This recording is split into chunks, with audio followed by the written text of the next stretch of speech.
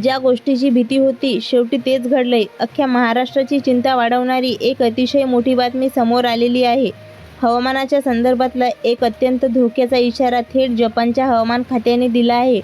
जपानसारखा प्रगती देश जेव्हा उपग्रहाच्या सॅटेलाईट फोटोचा हवाला देऊन भारतासाठी अलर्ट जारी करतो तेव्हा परिस्थिती इतकी गंभीर असू शकते याचा अंदाज आपण लावू शकतो. आज पहाटे जपानकडून सॅटेलाईटने काढलेला एक विशेष फोटो समोर आला ज्याने संपूर्ण मंत्रिमंडळ खडबडून जागे झाले आहेत.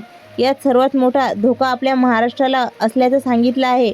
याच पार्श्वभूमीवर राज्याच्या मुख्यमंत्र्यांनी ताबडतोब एक तातडीने बैठक घेतली आहे. कारण रिपोर्ट्समध्ये अशी विशिष्ट तारीख सांगितली आहे ज्या तारखेला महाराष्ट्रात निसर्गाचं मोठं संकट येण्याची शक्यता आहे. या संकटापासून वाचवण्यासाठी मुख्यमंत्र्यांनी या बैठकीतून संपूर्ण महाराष्ट्राला जनतेसाठी 5 अत्यंत महत्त्वाच्या सूचना दिल्या आहेत. ज्या कोणत्याही आहेत ते आपण लगेच पाहूया. हा निसर्गाचा असा बदल असणार आहे ज्याच्यामुळे अनेक भागांमध्ये मोठी दाणादाण उडण्याची शक्यता वर्तवली जात आहे. खरं तर जपानच्या हवामान संस्थेत तब्बल 6 महिन्यापूर्वीच एक अंदाज वर्तवला होता की एल निनोचा प्रभाव भारतावर पाहायला मिळू शकतो.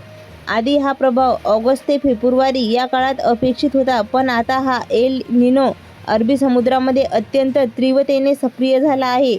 यात सक्रिय झालेल्या एल निनोच्या सॅटेलाईट फोटो जपानने पाठवलेल्या प्रशासकीय पातळीवर मोठी खळबळ उडाली आहे.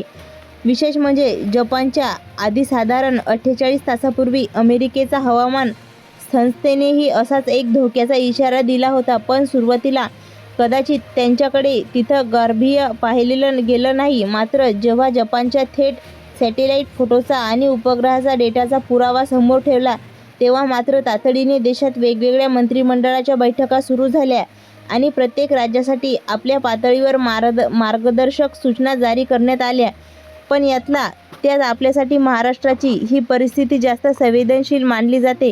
कारण अरबी समुद्रामध्ये नेमकी अशी विचित्र भौगोलिक परिस्थिती निर्माण झाली आहे जी महाराष्ट्रासाठी येत्या काळात मोठी चिंता ठरू शकते. हवामान तज्ज्ञांच्या मते गेल्या 150 वर्षापूर्वी जशी विचित्र आणि दुर्मिळ हवामान परिस्थिती निर्माण झाली होती अगदी तसाच काहीसा बदल आता पुन्हा पाहायला मिळतोय. त्यामुळे ती विशिष्ट तारीख कोणती आहे आणि त्या दिवशी आपल्या भागात काय परिस्थिती असेल यांच्याकडे आता सर्व लक्ष लागले आहे. मित्रांनो, तुम्ही स्वतः पाहिलं असेल की साधारण 8 दिवसापूर्वी मान्सून राज्यात दाखल झाला होता, पण त्यानंतर अचानक 2-3 दिवसांनी पावसाने दडी मारली. पण खरी चक्रावून टाकणारी गोष्ट पुढे घडली. अचानक मराठवाड्यात पावसाने जोर धरला आणि विदर्भात तर काही ठिकाणी ढगफुटी दृश्य मुसळधार पाऊस सुरू झाला. सामान्यत मान्सून हा कोकणाकडून पुढे सरकतो, हा निसर्गाचा नियम आहे. यावेळी परिस्थिती अगदी उलटी झाली आहे. पाऊस चक्क विदर्भाकडून उलट्या दिशेने सरकतोय आणि आज पहाटेपासून तर मुंबईलाही पावसाने पूर्णपणे झोडपून काढले. मुंबईत अनेक ठिकाणी पाणी साचले.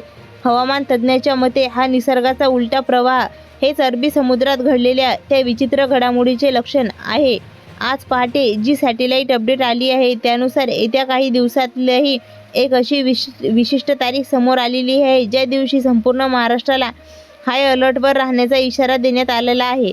स्वतः मुख्यमंत्री यांनी घटनांची गांभीर्य दाखल केले माहिती दिली आहे. यामुळे परिस्थितीला अजिबात हलक्यात घेण्याची चूक करू नका. कारण महाराष्ट्राच्या इतिहासात गेल्या 150 वर्षात पाहायला मिळालेला नव्हता एवढा तीव्र आणि सक्रिय झालेला एल निनोचा प्रभाव आता थेट आपल्या राज्यावर पडतोय आणि या सगळ्या मोठा फटका महाराष्ट्राला बसण्याची शक्यता वर्तवली जात आहे. जर तुम्हाला वाटत असेल की हा फक्त एक सामान्य मुसळधार पाऊस आहे तर तुम्ही खूप मोठी चूक करताय. कारण महाराष्ट्राच्या वेशीवर एक असं दुर्मिळ आणि अवाढव्य संकट घोंगावत आहे ज्याच्यामुळे संपूर्ण राज्यात मोठी दणादाण उडू शकते. जपानचा हवामान विभागाने सॅटेलाईटद्वारे जो संपूर्ण भारताचा फोटो पाठवला आहे तो पाहिला तर अंगावर काटा येईल. या सॅटेलाईट फोटोमध्ये महाराष्ट्राच्या दिशेने ढगांची एक अभूतपूर्व आणि विस्तीर्ण रांग वेगाने सरकताना दिसत आहे. जेव्हा तज्ज्ञांच्या या ढगांची लांबी मोजली तेव्हा समोर आलं की तब्बल 1000 किलोमीटर लांबीची आहे. आणि सर्वात मोठी चिंतेची बाब म्हणजे या महाकाय ढगांच्या पोटात एक तीव्र चक्रीवादळ देखील आकार घेत आहे. पुढचे काही दिवस आपल्यासाठी अतिशय आत्महवाक असणार आहेत. कारण या 1000 किलोमीटरच्या लांबीच्या ढगामुळे महाराष्ट्रातील 20 प्रमुख जिल्ह्यांमध्ये पावसाचा अक्षरशः स्फोट होण्याची म्हणजे ढगफुटी दृश्य अतिवृष्टी होण्याची दाट शक्यता आहे. आता तुमच्या मनात येईल की पाऊस पडतोय तर चांगला आहे ना, पण मित्रांनो, हवामान तज्ज्ञांच्या मते हा पाऊस सामान्य नसेल. हा इतका तीव्र आणि वेगाने पाऊस असू शकतो की केवळ काही मिनिटातच सगळ्या भागात पूर येऊन घरामध्ये पाणी शिरू शकतं. सॅटेलाईट डेटावरून स्पष्ट होते की या ढगांमधील पाण्याचे प्रमाण आणि त्यांच्यासोबत असणाऱ्या चक्रीवादळाचा वेग हा आतापर्यंतचा सर्वात मोठा धोकादायक आणि हवामान बदलांपैकी एक आहे. इतिहास साक्षी आहे की जेव्हा एल निनोचा प्रभाव वाढतो तेव्हा संपूर्ण महाराष्ट्रात चक्र उलटपालट करून टाकतो. आता सुद्धा अगदी तेच घडणार. आपला मोठा इशारा समोर आला आहे. परिस्थितीने गांभीर्य ओळखून राज्याच्या मुख्यमंत्र्यांनी एक तातडीने उच्चस्तरीय बैठक घेतली असून राज्यातील सर्व शेतकरी बांधवांसाठी आणि सर्वसामान्य जनतेसाठी 3 अत्यंत महत्त्वाच्या गाईडलाईन्स मार्गदर्शन सूचना जारी केलेल्या आहेत. या बैठकीत एक अत्यंत महत्त्वाची तारीख देखील निश्चित करण्यात आलेली आहे, ज्या तारखेपासून महाराष्ट्राला या मोठ्या नैसर्गिक आपत्तीचा प्रभावात सुरू होऊ शकतो. मग कोणती आहे ती तारीख? कोणत्या जिल्ह्यामध्ये ही धोक्याची घंटा वाजणार आहे? मान्सूनचा हा प्रभाव नेमका कसा असेल आणि कोणत्या जिल्ह्यांमध्ये ढगांचा हा स्फोट पाहायला मिळणार आहे, याची संपूर्ण सविस्तर माहिती आपण या व्हिडिओमध्ये पुढे पाहणार आहोत. पण त्याआधी एक गोष्ट नीट समजून घ्या. सध्या जे बाहेर शांत निरभ्र आकाश दिसतंय आणि उन्हाचा जो बुरखा दिसतोय त्याच्यामागे हवामानाचं एक मोठं आणि चिंतादायक सत्य लपलेलं आहे. ही वादळापूर्वी तीच जीवघेणी शांतता असू शकते, कारण प्रशांत महासागराच्या पोटात अचानक एक अत्यंत दुर्मिळ आणि महाकाय भौगोलिक हालचाल झाली आहे, ज्याने सुपर एल निनो या अत्यंत तीव्र हवामान प्रणालीला सक्रिय केलं आहे. या महाकाय प्रणालीने अरबी समुद्रातील सर्व आर्द्रता स्वतःकडे वेगाने शोधून घ्यायला सुरुवात केली आहे आणि याचमुळे अरबी समुद्रावर तब्बल 1000 किलोमीटर लांबीचा एक अवाढव्य काळाकुट्ट ढगांचा अर्धस्तर सापळा तयार झालेला आहे. जर हा महाकाय ढग एखाद्या भागावर फुटला तर तिथली परिस्थिती काय असेल? हवामान अभ्यासकांच्या मते या ढगांची घनता किती जास्त आहे?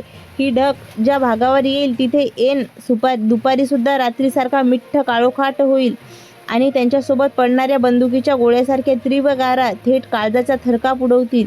या अभूतपूर्व हवामान बदलांचा पाऊलखुणा आपल्याला जुलैच्या या पहिल्या आठवड्यात जाणवायला सुरुवात होणार आहे. हवामान मॉडेल्सच्या अंदाजानुसार ठीक 7 जुलैला हा निसर्गाचा मोठा बदल महाराष्ट्राच्या उंबरठ्यावर धडकेल. त्यानंतर 8, 9, 10, 11 आणि थेट 12 जुलै रोजी हा तीव्र मान्सून राज्याच्या साधारण 10 ते 15 जिल्ह्यांना एकाठोपाठ एक मोठा फटका देऊ शकतो. याच गंभीर परिस्थितीला अंदाज घेऊन हवामान विभागाने तातडीने प्रत्येक दिवशी हाय अलर्ट जिल्ह्याची यादी जाहीर केली असून संपूर्ण राज्याला सतर्कतेचा इशारा दिलाय. हवामान तज्ज्ञांच्या मते महाराष्ट्र सध्या एक अत्यंत दुर्मिळ असा नैसर्गिक चक्रवाढूत अडकला आहे.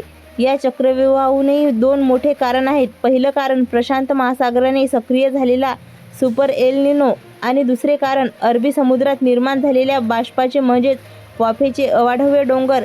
जेव्हा या दोन्ही मोठ्या हवामानात प्रणालीमध्ये एकमेकांना येऊन मिळतात तेव्हा निसर्गाचा असा तीव्र आणि अभूतपूर्व बदल पाहायला मिळतो, गेल्या काही अनेक वर्षात आपण पाहिला नसेल. आता आपण पाहूया की हवामान विभागाने दिलेल्या इशाऱ्यानुसार महाराष्ट्रातील कोणत्या विभागांना आणि जिल्ह्यांना याचा कसा फटका बसू शकतो. हवामान तज्ज्ञांनी संपूर्ण राज्याची विभागणी 4 मुख्य टप्प्यात केलेली आहे. पहिला टप्पा आहे दक्षिण महाराष्ट्र आणि दुसरा आहे पश्चिम महाराष्ट्र. कोल्हापूर, सातारा, सांगली, पुणे या हवामान बदलाचा पहिला तीव्र थंडाखा दक्षिण महाराष्ट्राला बसण्याची शक्यता आहे. कोल्हापूर, सातारा आणि सांगलीमध्ये 7 जुलैच्या दुपारपासून ढगफुटी दृश्य अतिवृष्टी होऊन जनजीवन पूर्णपणे विस्कळीत होऊ शकते. पुणे आणि बारामतीत तर निसर्गाचा एक वेगळाच रूप पाहायला मिळेल. तिथे केवळ पाऊस नाही तर विजांचा तीव्र कडकडाटासह मोठ्या प्रमाणात गारांचा पाऊस पडण्याचा इशारा देण्यात आलेला आहे. दुसरा टप्पा उत्तर महाराष्ट्र आणि खानदेश, नाशिक, जळगाव, धुळे, नंदुरबार या प्रणालीचा दुसरा मोठा प्रभाव उत्तर महाराष्ट्रावर दिसेल. नाशिक, जळगाव, धुळे आणि नंदुरबारमध्ये ताशी तब्बल 100 किलोमीटर वेगाने वादळी वारे वाहण्याची शक्यता आहे, ज्यामुळे झाडे आणि कच्ची घरे याचे मोठे नुकसान होऊ शकते. नाशिक आणि आसपासच्या परिसरातील गाराच्या तीव्र वर्षावामुळे शेतातील पिकांचे मोठे नुकसान होण्याची भीती वर्तवली जात आहे.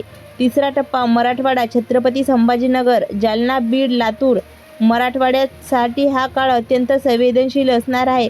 सुरुवातीला इथे अवकाळी पाऊस आणि वादळांचा फटका बसेल आणि त्यानंतर अचानक मान्सून गायब होण्याची म्हणजेच पावसाने मोठी दडी मारण्याची शक्यता आहे. हवामान तज्ज्ञांच्या मते ही परिस्थिती 2015च्या त्या भीषण दुष्काळासारखी असू शकते, जिथे सुरुवातीला निसर्गाचा फटका बसला आणि नंतर जमीन पाण्याच्या एका थेंबासाठी तहानलेली राहिली. त्यामुळे येथील सर्व शेतकरी बांधवांसाठी आतापासूनच पाण्याचे नियोजन करणे गरजेचे आहे.